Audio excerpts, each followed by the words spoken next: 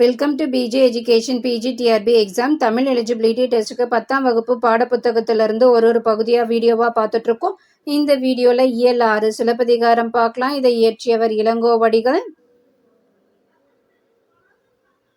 நுழைய முன் பார்க்கலாம். இப்போ நம்மளுக்கு பாடப்பகுதியில் கொடுத்துருக்க பாடல் எப்படி அந்த காலத்தில் பல ஊர்களில் வணிகம் எப்படி சிறப்பு பெற்றிருந்தது, அந்த ஊர்ல இருக்க தெருக்கள்லாம் எப்படி வணிகர்களால நிரம்பி இருந்தது, அதை தான் அழகா இங்க கொடுத்துருக்காங்க. இப்போ நம்ம பார்க்கும்போது தான் எங்க பார்த்தாலும் வணிகம் வணிகம்னு சொல்றோம். இப்போ இருக்கிற நிலையில இந்த பொருளை உற்பத்தி செய்யறதை விட அதை மார்க்கெட்டுக்கு கொண்டு போயிட்டு அதை விற்கிறதுல தான் எல்லா நாடுமே ரொம்பவுமே ஆர்வமா இருக்காங்க. இது இப்போ இல்லை, எத்தனையோ வருஷமா அந்த மாதிரி தான் ஆயிட்டு இருக்கு. ஆனா அப்படி பார்க்கும்போது பண்டைய காலத்திலேயே இந்த வணிகத்துக்கு அவ்வளோ ஒரு முக்கியத்துவம் கொடுத்துருக்காங்க.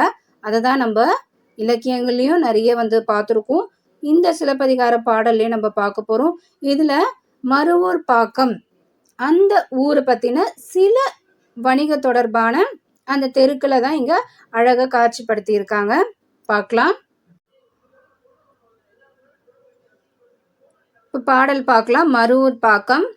வண்ணமும் சுண்ணமும் தன்னரும் சாந்தமும் பூவும் புகையும் மேவிய விரையும் பகர்வனர் திருத்தரு நகர வீதியும் பட்டினும் மயிரினும் பருத்தி நூலினும் கட்டு நுண்வினை காருகர் இருக்கையும். இதுதான் பாடல். இப்போ பொருள் பார்க்கலாம். வண்ணமும், வண்ணம்னா பல வகையான வண்ணங்கள் நிறைந்த சாந்து. சுண்ணமும்னா இந்த வாசனை பொடின்னு சொல்லுவோம் இல்லையா, அதுதான். இப்போ வண்ணமும் சுண்ணமும் தன்னரு சாந்தமும். தன்னுனா குளிர்ச்சியான, நறுனா நல்ல குளிர்ச்சியான நல்ல சந்தனமும், பூவும் புகையும். பூவு, அந்த பூவோட நறுமணத்தை தான் இங்க புகையும்னு சொல்லியிருக்காங்க.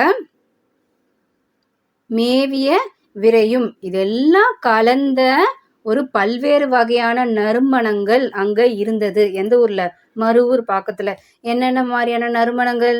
வண்ணச்சாந்து, வாசனை பொடி, குளிர்ச்சியான நல்ல சந்தன வாசனை, பூவோட வாசனை, இதெல்லாம் சேர்ந்த நறுமணங்கள் அங்க வீசிட்டு இருக்கு. பகர்வனர் திரிதரு நகர வீதியும். பகர்வனர்னா வணிகர்கள், திரிதருனா வணிகர்கள். நல்லா என்ன அங்கும் இங்கும் இங்கும் அங்கும் தெரிஞ்சிட்டு இருக்காங்க. அதுதான் திரிதருனா அங்கும் இங்கும் திரிகின்றார்கள். நகர வீதியும், அப்போ வணிகர்கள் அங்கும் இங்கும் திரிந்தபடி இருக்கின்ற அந்த நகர வீதி, அந்த தெருவுல எப்படி இருக்காங்க? அவ்வளோ நறுமணங்கள் வீசக்கூடிய அந்த தெருவுல வணிகர்கள் அங்க இங்க போயிட்டு வந்துகிட்டு இருக்காங்க. அடுத்தது பட்டினும் மயிரினும் பருத்தி நூலினும். பட்டினும், பட்டினும்னா அந்த பட்டு நூல் இருக்கு இல்லையா அது. மயிரினும்னா இந்த முடி இருக்கு இல்லையா அது. பருத்தின்னு தெரியும், இந்த காட்டன் சொல்றோம் இல்லையா, காட்டன். இந்த நூல்களெல்லாம் வச்சு ஒரு நுட்பமான அழகிய ஆடைகளை செய்பவர் யாரா இருப்பாங்க? நெசவாளர்கள். கட்டு நுண்வினைக்காருகர் அப்படின்னா நெசவாளர்களை குறிக்கிறது. இவங்க எல்லாம் இருக்கக்கூடிய, இருக்கையும்னா அவங்க இருக்கக்கூடிய அந்த பகுதியை சொல்றாங்க. அடுத்த பாடல். தூசும் துகிரும் ஆரமும் அகிலும் மாசு அரு முத்தும் மணியும் பொன்னும் அருங்கல வெற்கையோடு அளந்து கடை அறியா வளம் தலை மயங்கிய நலந்தலை மருகும்.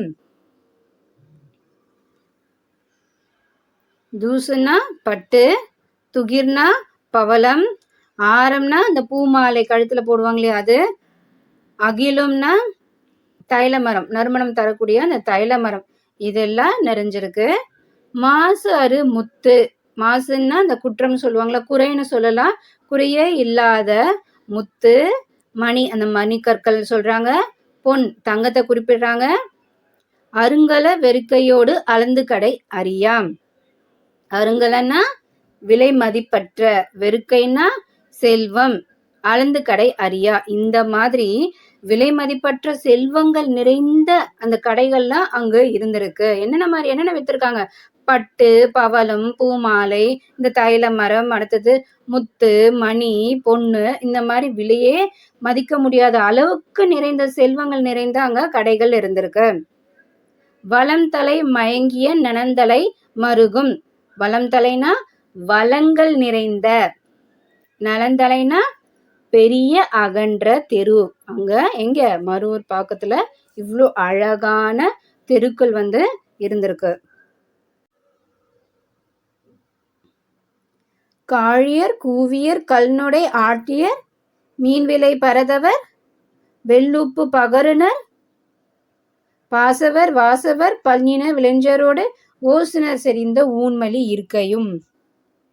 காழியர்னா பிட்டு வணிகர், கூவியர்னா அப்பம் முதலான இனிப்பு பணியாரங்களை விற்பனை செய்பவர்கள், கல்நொடை ஆட்டியர்னு சொல்லும்போது இந்த மதுவை விலை சொல்லி அறிவிப்பாங்க இல்லையா, அவங்க தான் அந்த விற்பனையாளர்களை தான் கல்நொடை ஆட்டியர்னு சொல்றாங்க. இந்த நொடைனா விலை, அதோட விலையை சொல்லி அறிவிக்கிறாங்க. மீன் விலை பரதவர்னா மீன்களை விற்கக்கூடியவங்க. வெள்ளுப்பு பகருனர்னா வெண்மை நிறத்துல இருக்கக்கூடிய உப்பை விற்பனை செய்பவர்கள். பாசவர்னா வெற்றிலை பாக்கு, இந்த தாம்பூலம் பொருட்கள்லாம் விற்பனை செய்யறாங்க இல்லையா அவங்க. வாசவர்னா அகில், சந்தனம், இந்த மாதிரி வாசனை பொருட்களை விற்பனை செய்யக்கூடியவங்க. பல்லின விளைஞரோடு அப்படின்னா பல வகையான இறைச்சிகளை விற்பனை செய்பவர்கள். ஓசுனர் செறிந்த ஊன்மலி இருக்கையும் அப்படின்னா, ஓசுனர்னா எண்ணெய் விற்பவங்க, செறிந்தனா இந்த மாதிரியான நிறைந்த, ஊன்மலின்னா அதாவது மாமிசம் இல்லையா. ஸோ மாமிசம் விலை கம்மியாக அதிகமாக விற்கிறாங்க. அதாவது மாமிசம் கம்மி விலையில அதிகமாக விற்பனை செய்யப்படுகிறது. அந்த மாதிரி இருக்கக்கூடிய பகுதிகளை தான் இங்க குறிப்பிடுறாங்க.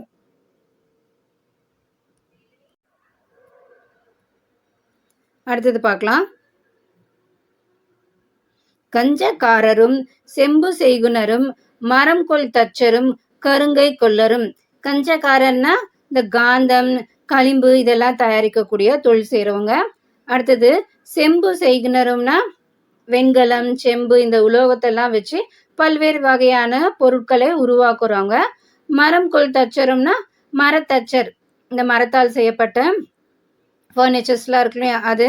அடுத்தது கருங்கை கொள்ளரும்னு சொல்லும்போது இரும்பு கொள்ளர். கண்ணூல் வினைஞரும், கண்ணூல் வினைஞர்னா யாரு? ஓவியரை சொல்றாங்க. மண்ணீட்டாளர்னு சொல்லும் போது இந்த களிமண்லாம் வச்சு மண்பாண்டங்கள் செய்யறாங்க இல்லையா, அவங்கள குறிப்பிடுறாங்க. பொன் செய் கொள்ளரும் நன்கல தருணரும், தங்கத்தை செய்யறவங்க, விற்கிறவங்க. அடுத்தது இந்த ரத்தினத்தெல்லாம் செய்யறாங்க இல்லையா அவங்க. அடுத்தது துன்னக்காரரும் தோலின் துன்னரும்னு சொல்லும் போது, துன்னக்காரர்னா தையல்காரர், தோலின் துன்னரும்னா தோலால் செய்யப்பட்ட பொருட்களை செய்யக்கூடியவங்க. கிழியினும் கிடையினும் தொழில் பல பெருக்கி. கிழினா துணி, இந்த மாதிரி துணியாலையும் இந்த கட்டையாலையும் செய்யப்பட்ட பொம்மைகளை விற்கக்கூடிய தொழில் செய்யறவங்க. அடுத்த பாடல் பார்க்கலாம். பழுது இல் செய்வினை பால்கெழு மாக்களும் குழலினும் யாழினும் குரல் முதல் ஏழும் வழுவின்றி இசைத்த வழித்திறம் காட்டும் அரும்பெறல் மரபின் பெரும்பான் இருக்கையும். பழுதியில் செய்வினை பால்கெழு மாக்களும்னா இந்த மாதிரி குறையே இல்லாத, அதாவது குறைபாடே இல்லாத இந்த வேலையெல்லாம் செய்கிறாங்க இல்லையா, அந்த மாதிரி இருக்கக்கூடிய மக்கள் வாழ்கின்ற பகுதி. எந்த பகுதி? மருவூர் பாக்கம். குழலினும் யாழினும் குரல் முதல் ஏழும், அதாவது இந்த 7 ஸ்வரங்கள் இருக்கு இல்லையா, அதெல்லாம் பிழையே இல்லாமல் இசைக்கக்கூடியவர்கள்லாம் நிரம்பி இருக்கக்கூடிய பகுதி. அடுத்தது இவங்க எல்லாரோட சேர்ந்து சிறு குறு கைவினை பிறர்வினை யாளரோடு மறு இன்றி விளங்கும் மருவூர் பாக்குமும். இந்த மாதிரி தொழில், பெரிய பெரிய தொழில் செய்கிறவங்களும் அந்த தெருக்கல்ல இருக்காங்க. இந்த சின்ன சின்ன தொழில் செய்கிறாங்க இல்லையா, அவங்களும் அந்த தெருக்கல்ல இருக்கிறாங்க. இந்த மாதிரி பல வகையான வணிகர்கள் நிறைந்த ஒரு அழகு பொருந்திய ஒரு காட்சியை தான் இங்கே நம்மளுக்கு பாடலாக கொடுத்தாங்க. எந்த ஊரை பற்றி? மருவூர் பாக்கத்தை பற்றி அழகாக இங்கே விவரித்து காட்டியிருக்காங்க. இது பார்த்தோன்னா பூகார் காண்டத்தில் இருக்கக்கூடிய பாடல் தான் நம்மளுக்கு கொடுத்துருக்காங்க. இந்திர விழா ஊர் எடுத்த காதை அதுல இருந்து தான் நம்மளுக்கு இந்த பாடப்பகுதி கொடுத்துருக்காங்க. அடுத்தது தெரியுமான்னு கொடுத்துருக்கு பார்க்கலாம். பெருங்குணத்து காதலால் நடந்த பெருவழி. கண்ணகியும் கோவலனும் காவேரி பூம்பட்டினத்திலிருந்து திருவரங்குப்புறமா உறையூர் வழியா கொடும்பாலூர் அந்த இடத்துக்கு போயிட்டாங்க. இப்போ அங்கிருந்து என்ன பண்ணணும்னா மதுரைக்கு போகணும். மதுரைக்கு போறதுக்கு பார்த்தோம்னா 3 வழி இருக்கு. ஒன்று தென்னவன் சிறுமலையின் அதாவது அதோட வலப்பக்கமா போனா மதுரைக்கு போயிடலாம். அடுத்தது இன்னொரு வழி என்னன்னு பார்த்தோம்னா இடப்பக்க வழி, அதாவது திருமால்குன்றம்னா அழகர் மலை, அந்த வழியா போனாலும் எங்க போயிடலாம், மதுரைக்கு போகலாம். இது ரெண்டுத்துக்குமே இடைப்பட்ட ஒரு அதாவது வழி இருக்கு. அது என்னன்னு பார்த்தோம்னா அந்த வழியில நிறைய பூக்கள், மரங்கள், செடிகள் நிறைந்த ஊர்கள், காடுகள் இது எல்லாமே நிறைய இருக்கு. அந்த வழியா போனோம்னா இந்த 3 வழியும் சேர்ந்து ஒரு இடம் இருக்கும். அந்த வழியா போய் மதுரைக்கு போகலான்னு சொல்றாங்க. இந்த மாதிரி 3 வழி இருக்கு. அவங்க போறதுக்கு முன்னாடியே என்ன பண்ணிட்டாங்கன்னா கவுந்தியடிகள் இவங்க 2 பேரையும் கூட்டிட்டு மதுரைக்கு போறாங்க. மதுரையில என்னாச்சு, கண்ணகியோட கணவன் கோவலன் இறந்துட்டாங்க. இறந்ததுக்கு அப்புறம் மதுரையிலிருந்து வைகையின் தென்கரை வழியாக நெடுவேல் குன்றம், அதாவது சுருளிமலை, அங்க போயிட்டு வேங்கை காணல் என்னும் இடத்தில் அடைந்தாள். லாஸ்ட்ல என்ன பண்ணாங்க, லாஸ்ட்ல அந்த வேங்கை காணல்ன்ற இடத்துல போயிட்டு கண்ணகி லாஸ்ட்ல அங்கதான் போய் சேர்ந்தாங்க.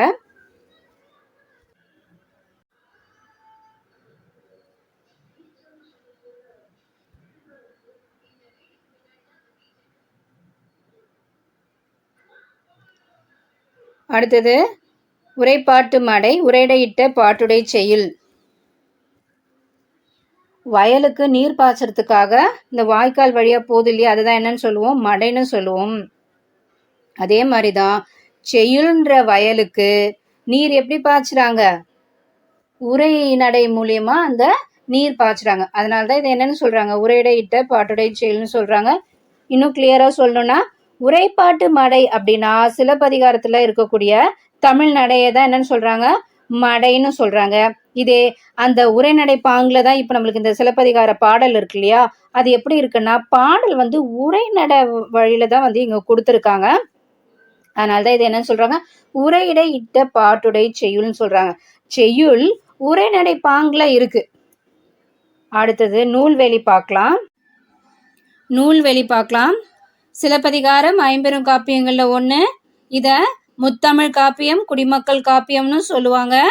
சிலப்பதிகாரத்திலிருந்து மூவேந்தர்கள் பற்றிய பல விஷயங்கள் நாம தெரிஞ்சுக்க முடியும். இதுல 3 காண்டங்கள் இருக்கு. புகார் காண்டம், மதுரை காண்டம், வஞ்சி காண்டம், 30 காதைகளும் இருக்கு. கோவலன், கண்ணகி, மாதவி இவங்களுடைய வாழ்க்கைய பாடலா வடிவமைச்சிருப்பாங்க. மணிமேகலையும் சிலப்பதிகாரம் 2 ஒன்னோட ஒன்று தொடர்புடையது. அதனால்தான் இது 2த்தையும் இரட்டை காப்பியங்கள்னு சொல்லுவாங்க.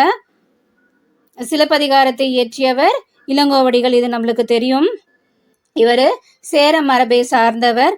மணிமேகலையின் ஆசிரியர் யாருன்னு பார்த்தோன்னா சீத்தலை சாத்தனார். அவரு கோவலன் கண்ணகிய சொல்லி, அதாவது அவங்க கதையை சொல்ல அடிகள் நீரே அருளுக அப்படின்னு அவர் சொன்னதுனால இளங்கோவடிகள் என்ன பண்ணார்னா, நாட்டுதும் யாம் ஓர் பாட்டுடை செய்யுள், நான் ஒரு பாட்டுடை செய்யுளை நான் ஏற்கிறேன் அப்படின்னு சொல்லிட்டு இந்த காப்பியத்தை அவர் இயற்றியிருக்காரு.